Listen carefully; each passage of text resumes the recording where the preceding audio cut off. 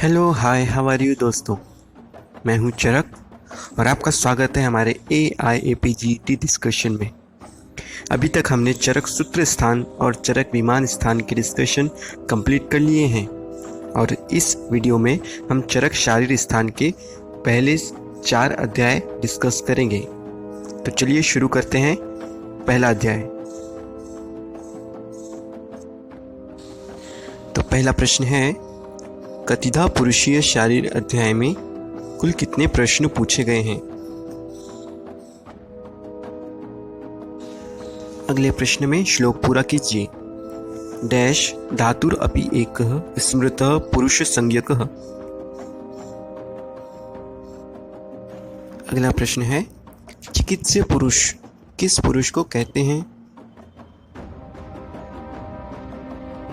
अगला प्रश्न, कुल वायवीय भाव कितने बताए गए हैं?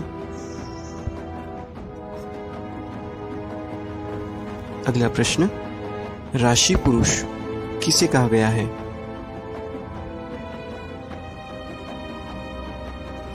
अगला प्रश्न, चतुर्विंशति तत्वात्मक पुरुष में विकार कितने बताए गए हैं?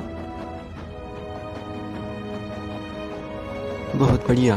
अब अगला प्रश्न, ज्ञान का अभाव या ज्ञान का अभाव होना यह किसका लक्षण है?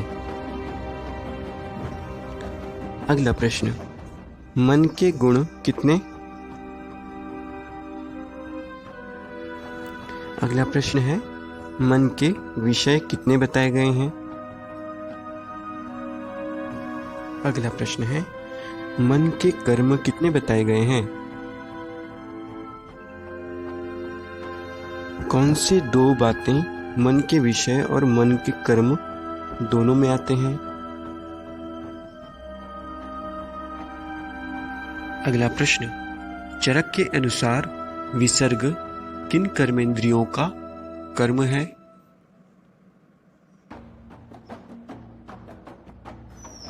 अगला प्रश्न, सुश्रुत के अनुसार उपस्थ इस कर्मेंद्रिय का क्या कर्म है?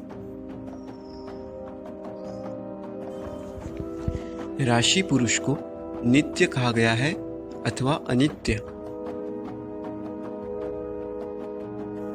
आत्मा के कितने करण बताए गए हैं?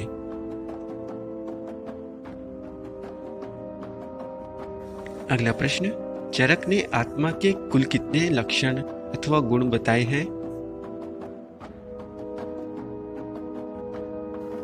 अगला प्रश्न, अचेतन और क्रियावान यह किसे कहा गया है?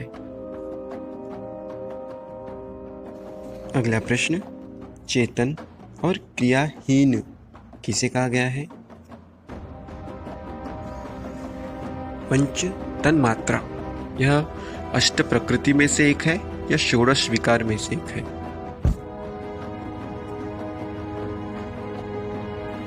अगला प्रश्न, सृष्टि की उत्पत्ति का वर्णन चरक ने किस अध्याय में किया है?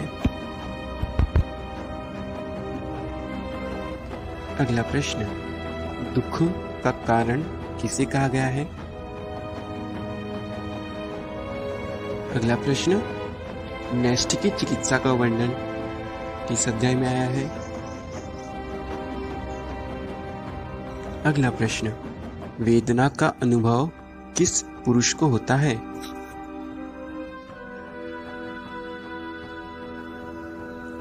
ये रहा अगला प्रश्न, वेदना का अधिष्ठान क्या क्या है?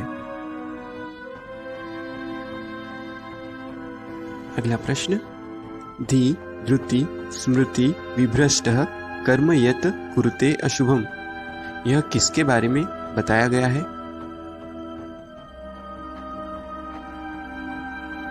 अगला प्रश्न, श्लोक पूरा कीजिए।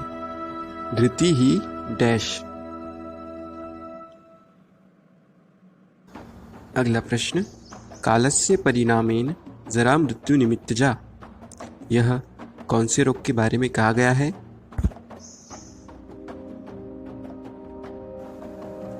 अगला प्रश्न, योगो डैश प्रवर्तकः। चले अगली प्रश्न की ओर। सिद्धियां कितनी बताई गई हैं? और ये रहा अंतिम प्रश्न इस अध्याय का। स्मृति के कारण कुल कितने हैं? तो चलिए अब अगले अध्याय की ओर, चरक शारीर स्थान दूसरे अध्याय पर। पहले बताइए, अतुल्य गोत्रीय शारीर अध्याय का वर्णन किस आचार्य ने किया है?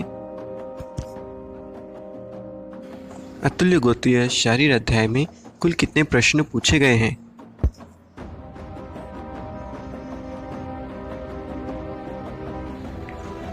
भूतहृत गर्भ का वर्णन किस आचार्य ने किया है? श्लोक पूरा कीजिए। रक्तेन डैशम अधिकेन। अगला प्रश्न, शुक्र आर्तों के संयोग को जब वायु दो समान भागों में बांट देती है तो उसे क्या कहते हैं? अगला प्रश्न, स्त्री और पुरुष दोनों के लक्षणों से युक्त कौन से प्रकार की क्लैब्य संतान के लिए कहा गया है? किस क्लैब्य संतान में मैथुन में शुक्र स्राव के स्थान पर वायु निकलता है? अगला प्रश्न, वाजीकरण औषध सेवन पर मैथुन समर्थ, यह कंडीशन किस षंड में बताया गया है?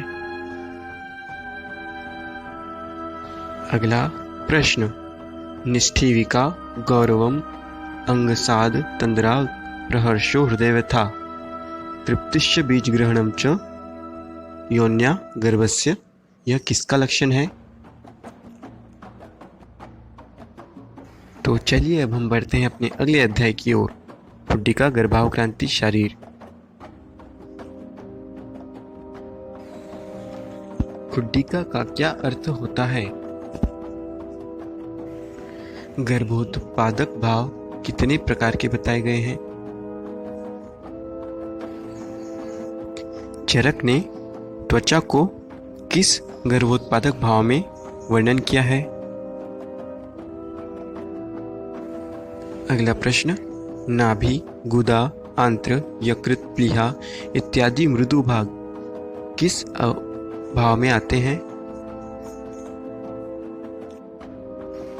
अगला प्रश्न, धमनी, शिरा, स्नायु ऐसे स्थिर भाव किस गर्भोत्पादक भाव में आते हैं?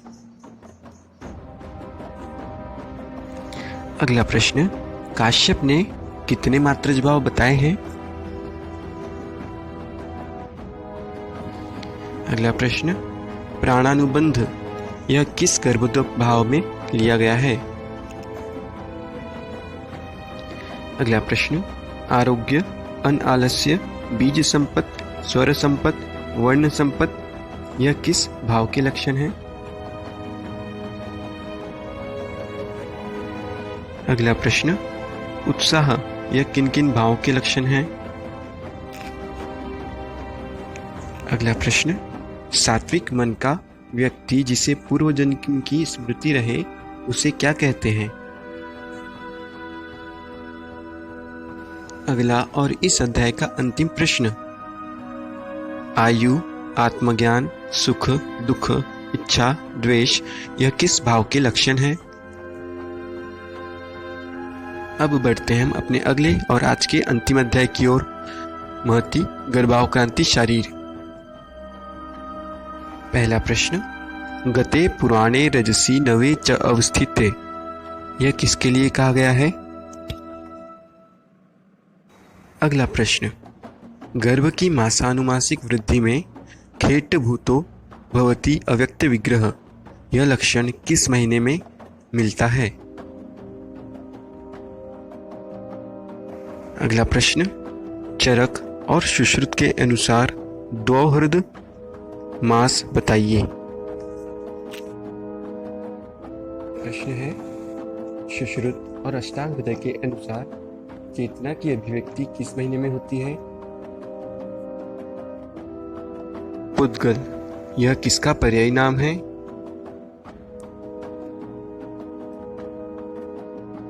अगला प्रश्न है, गर्भ में स्थिरता और गर्भिणी गुरुगात्रता यह किस महीने में लक्षण मिलता है? अगला प्रश्न, ओज अस्थिर कब होता है? अगला प्रश्न, पंचपिंडक यह किस महीने में बनता है? चरक के अनुसार प्राकृत प्रसव काल किस महीने में बताया गया है? अगला प्रश्न, हारित ने गर्भ अंकुरों की उत्पत्ति किस दिन मानी है? अगला प्रश्न, गर्भोपनिषद में पृष्ठवंश की उत्पत्ति किस महीने बताई गई है?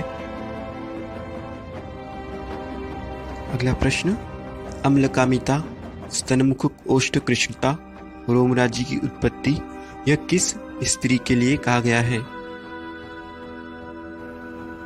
चरक के अनुसार गर्भ का पोषण किस न्याय से होता है?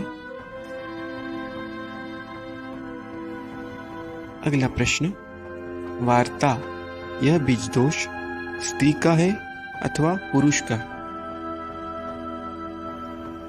अगला और आज का अंतिम प्रश्न, शरीर बीज, बीज भाग अवयव एवं शुक्राशय भाग में दोष यह किस पुरुष दोष के लक्षण हैं? तो दोस्तों, आज हमारे 4 अध्याय पूरे हुए। अगले वीडियो में हम शारीर स्थान के अगले 4 अध्याय देखेंगे। इसके लिए आप चैनल सब्सक्राइब कीजिए और वीडियो शेयर कीजिए और कमेंट करके बताइए आपको हमारा डिस्कशन कैसा लगा। Bye bye.